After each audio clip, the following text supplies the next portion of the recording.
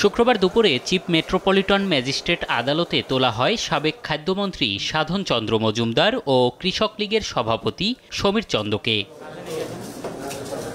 এ সময় তেজগাঁও থানার রমিজ হত্যা মামলায় সাধন চন্দ্রের 10 দিন ও বাড্ডা থানার দুলাল হত্যা মামলায় সমীর চন্দর বিরুদ্ধে 7 দিনের রিমান্ড আবেদন করে পুলিশ। আদালত উভয় পক্ষের শুনানি শেষে সাধন চন্দ্রের 7 দিন ও সমীর চন্দ্রের 3 দিনের রিমান্ড মঞ্জুর করেন। ফ্যাসিস্ট শেখ হাসিনার খুব কাছের একজন ঘনিষ্ঠজন ছিলেন, তাকে ফ্যাসিস্ট হওয়ার জন্য সর্বাত্মক সহযোগিতা করেছে এবং বৈষম্যবিরোধী ছাত্র আন্দোলনকে দমনের জন্য যে কোনো উপায়ে হত্যা, নির্যাতন যাই হোক না কেন দমনের জন্য তিনি একজন অত্যন্ত কাছের শেখ হাসিনার কাছের এবং সহযোগী, এবং এই স্বরাষ্ট্রমন্ত্রীর সাথে তার একটা ঘনিষ্ঠতার সম্পর্ক ছিল। একাধিক মিটিংয়েও এই সাধনচন্দ্র উপস্থিত ছিলেন।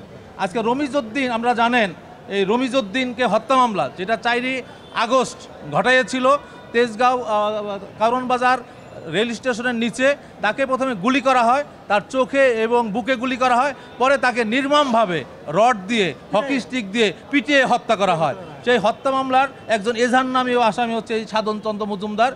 প্রসিকিউশন থেকে তাকে 10 দিনের পুলিশ রিমান্ড আবেদন করা হয়। উভয় পক্ষের শুনানি অন্তে বিজ্ঞ আদালত 7 দিনের পুলিশ রিমান্ড মঞ্জুর করেন। সমীর চন্দ্রকে ভাটারা থানার একটি মামলায় ব্র্যাক ব্যাংকের সামনে দুলাল সর্দার হত্যা মামলায় তাকে 7 দিনের রিমান্ড আবেদন করে, তাকে 3 দিনের পুলিশ রিমান্ড মঞ্জুর করে। অবশ্য আসামি পক্ষের আইনজীবীদের দাবি মামলা আর রিমান্ড অযৌক্তিক।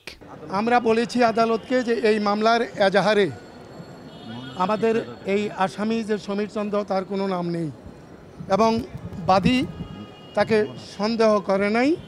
প্রচলিত একটা ফরওয়ার্ডিং দিয়ে তাকে আদালতে উপস্থাপন করেছে। রিমান্ডে দেওয়ার মতো যৌক্তিক কোনো কারণ এখানে নেই। সতর্কতার সাথে জেল হাজতে তাকে যেন জিজ্ঞাসাবাদ করা হয়। তিনি একজন বয়স্ক মানুষ, তিনি রাষ্ট্রের বিভিন্ন জায়গায় ছিলেন। আদালত যে আদেশ দিয়েছে সেই আদেশে আমরা সন্তুষ্ট। তাকে সর্বোচ্চ সতর্কতার সাথে তাকে জিজ্ঞাসাবাদ করার জন্য আদালত বলেছে। আদালতের ভাষায় কথা বলতে হবে, আদালতের বিহেভিয়ার থাকতে হবে। আমরা আইন পেশায় আমাদের নির্দিষ্ট, আমরা আমাদের আইনে আচরণের বাইরে আমরা কেউ নই। যে অবস্থাটুকু ঘটেছে আপনারা দেখেছেন, এটা দুঃখজনক। আমার বিশ্বাস আদালতে সকলে আমরা একটি আইনজীবীর পেশাদারিত্ব আচরণ করব।